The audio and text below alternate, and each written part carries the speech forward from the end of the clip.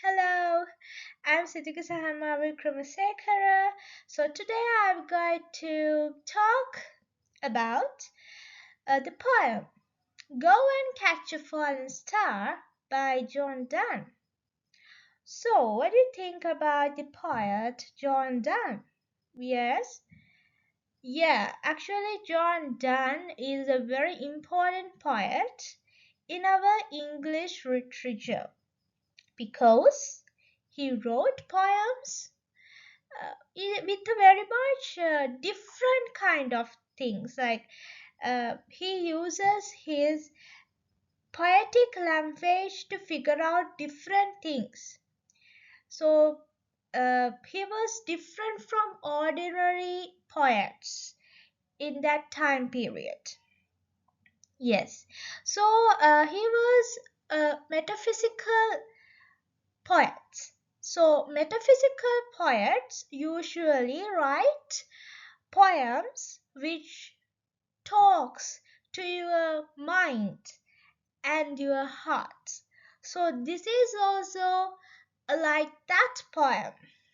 Okay, so Go and Catch a Falling Star is a metaphysical poem. So you are going to enjoy this poem, and also you are going to feel and you are going to think deep themes or deep messages given by the poem.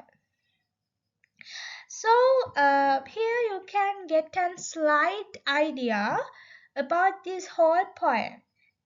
I mean, what like about whom or what is the main thing that the poet is targeting on. So this picture of the lady gives you that. So you can think that this poem is about women. Okay, so this poem addresses to the whole femininity in the world. So let's see. Before starting my discussion about this poem, let's recite the poem. Go and catch a falling star, get with child a mandrake root. Tell me where all Parseals are, or who cleft the devil's foot. Teach me to hear mermaids singing, or to keep off envy's stinging, and find what wind serves to advance an honest mind. If thou best board to strange sights, things invisible to see, write 10,000 days and nights, till age snow white hairs on thee. Thou, when thou returns, wilt tell me all strange wonders that befell thee, and swear nowhere lives a woman true and fair. If thou finds one, let me know. Such a pilgrimage were sweet. Yet do not, I would not go, though at next door we might meet.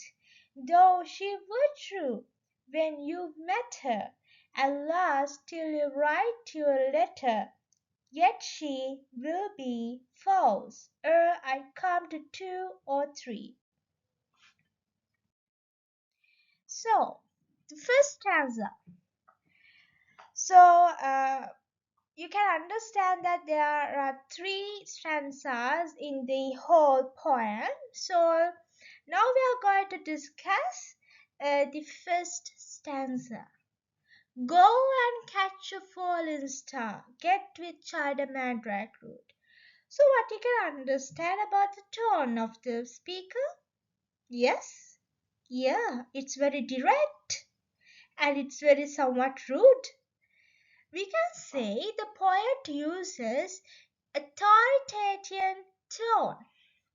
So he uses like he is telling commands to whom? Yes, we can tell that he is telling or he is talking to an imaginative listener. Okay? Yeah. Go and catch a falling star. Can you catch a falling star? Okay, we don't tell this as a fallen star. How do you call? in day-to-day life? Yes, we call this as meteor. So, can you catch such a thing? No, it's very much like impossible. Okay, because why? It contains much heat and energy. If you catch or if you were near to such a thing, you will be die because such a heat you can't like your body is not ready to like bear such a heat. Okay, so go and catch a falling star. Impossible task. You can understand. Get with child a mandrake root. Have you ever seen a mandrake root? Okay, so mandrake root is something. It's associated with magical powers. It's not like it's a mythical one. Okay, it's mythical belief. Uh, Mandrake root, something their shape is similar to our human bodies. Okay, and also in the past they were believed that they can produce children and they have magical powers, and they believed, but it's impossible. Okay, you know that you have learned science now, so you know how a child is made. Okay, so it's impossible to get a child from a mandrake root. Tell me where all past years are. So can you tell about time? Can you catch time? What do you know about time? The only thing that we know about time is we know about the passage of time. We know like it is passing, but we don't know where it goes. Okay, we don't know where they come from. We don't know anything, but we just know the time and also its passage. So as the third action, also the poet is giving us an impossible task. Impossible. Oh, who cleft the devil's foot? So, devil is a mythical creature. So, like, we can't see devil. So, and also, there is a, like, I don't know, it's a belief that devil's foot is something like close to each other. They like its toes are close to each other. Can you see? Yeah, like this. Okay, so the poet is asking who is responsible for this action. Okay, who cleft the devil's foot? We don't know. How do you know about that person? Even we don't know about or we haven't seen the devil, so we haven't seen that creation, so it's also impossible. Teach me to hear mermaids again. Again, mermaids are somewhat mythical creatures. We don't like, there is a belief only. Mermaids are something, a creature who has a, a female figure in upper part, and at the bottom part, at the lower part, they have a fish's tail of a fish. Okay, so and also people believe that when people listen to mermaids singing, they fell into sleep or they fell into they will die. Okay, so it's impossible.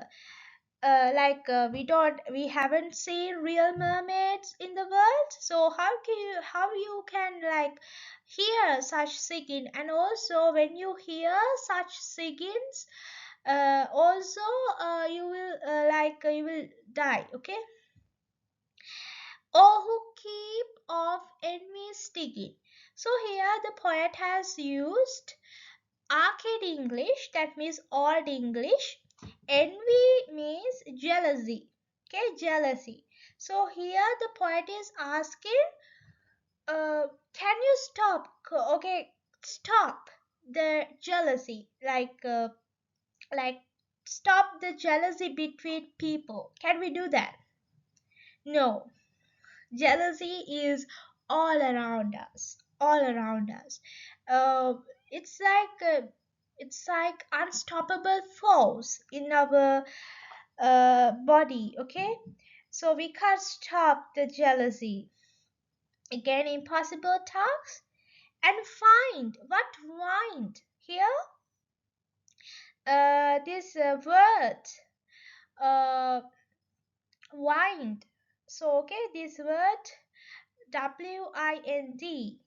Okay, uh, this word was pronounced in the past as wind, but at the present we pronounce it as wind. So here the poet is saying at and find what wind serves to advance an honest mind. That means uh, like find the poet is suggesting that when a person like sitting or like staying on a top place or in a high place, he or she will be having an honest mind. Okay, so is it can we like do that? Can we do that, or like is it possible? It's very questionable, because if such a thing happens to get an honest mind, all people are like going for like mountains, like climbing up the mountains and like just staying there and to forgetting an honest mind. No, it's impossible. So here in the first stanza, the poet is giving us impossible tasks. Do this, and again do this.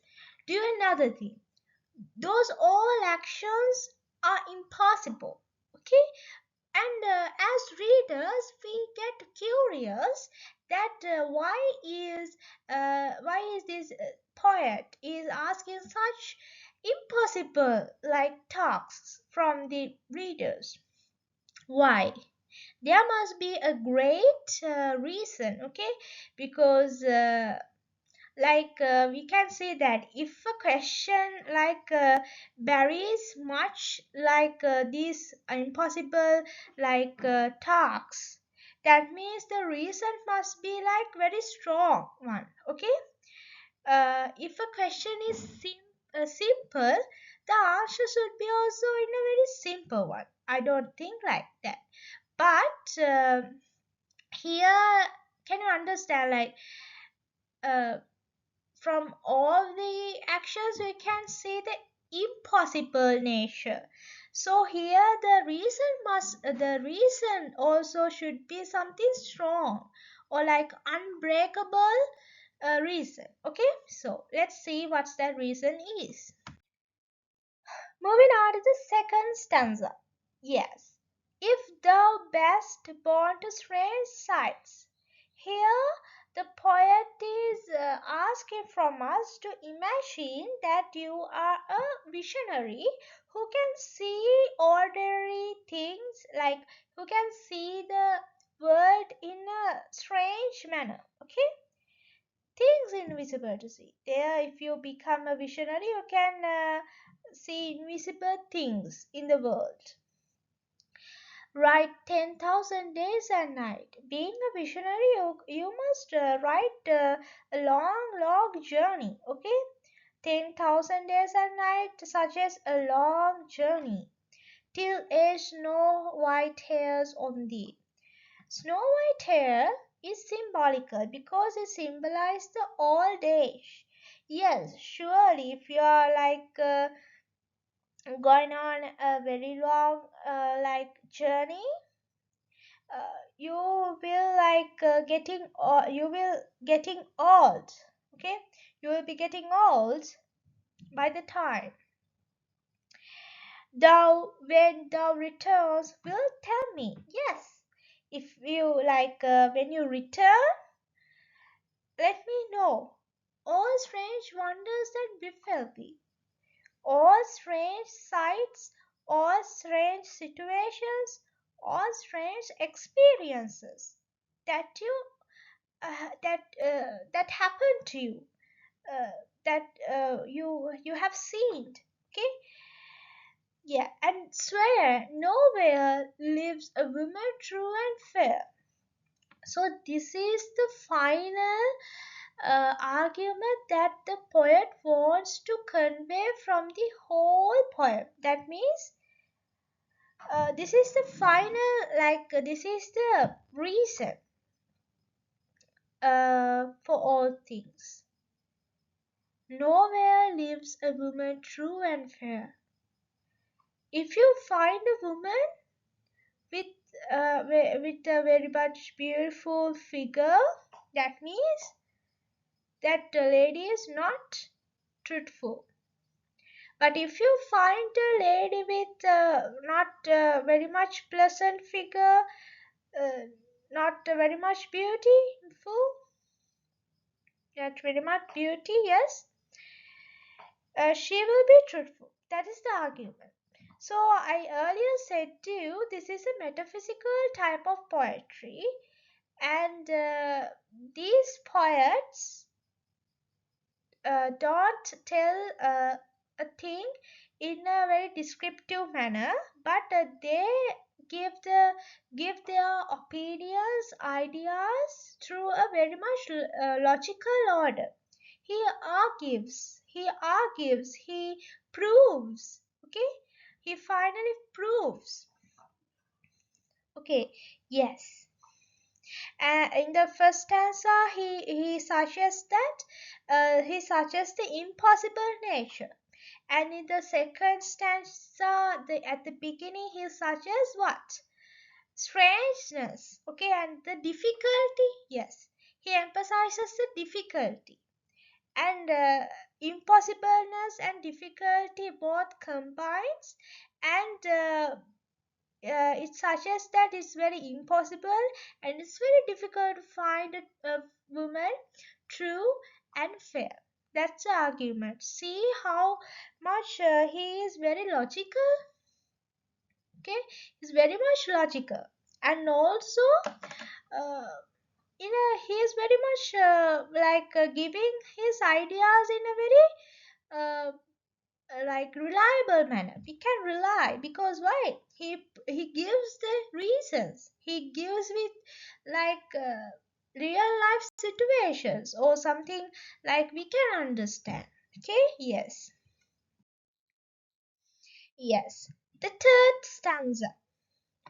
If thou finds one, let me know, such a pilgrimage were sweet.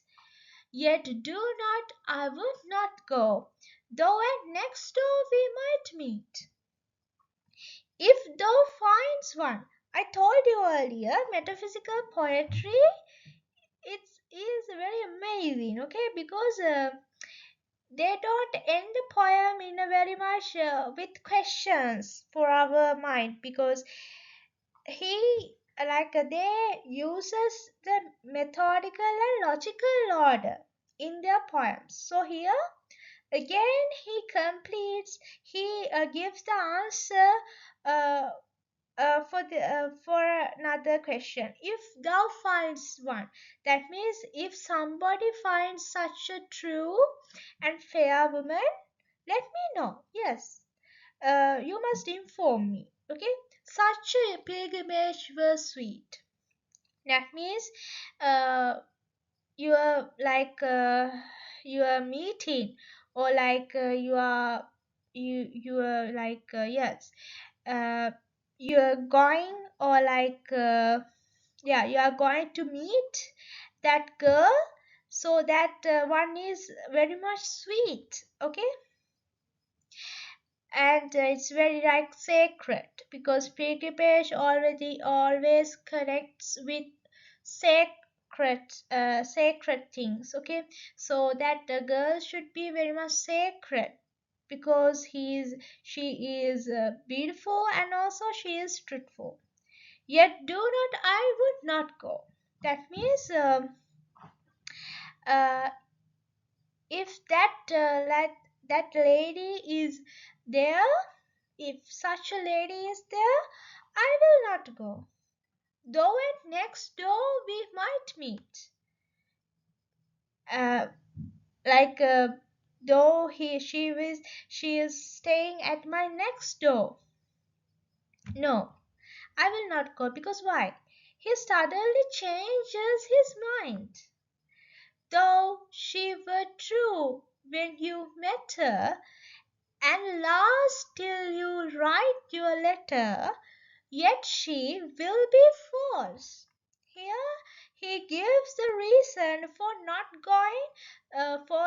going to meet that girl or that lady, because it's true that when you meet her, she will be like a very much truthful and also beautiful woman.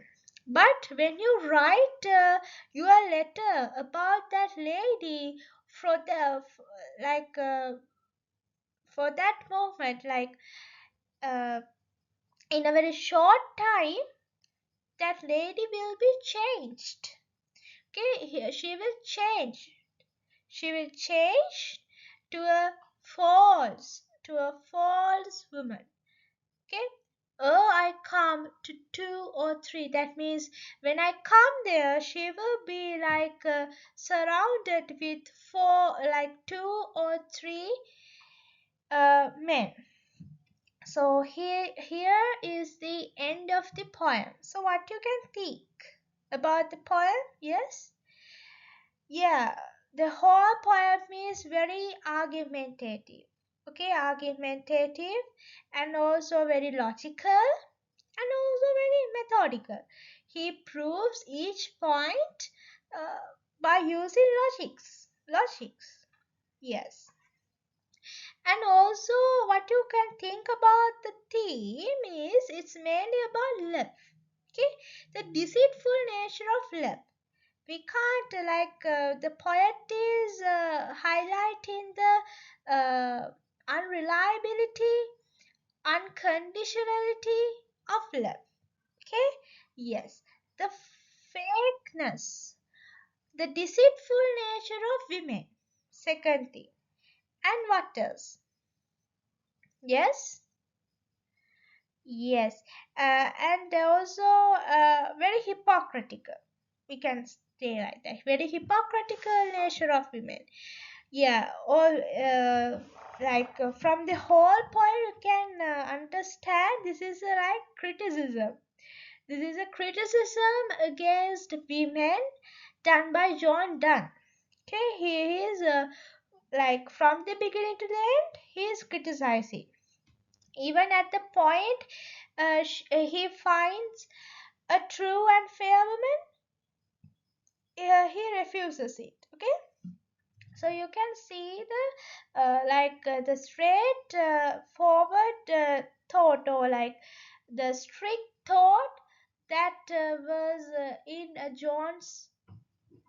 John Donne's mind.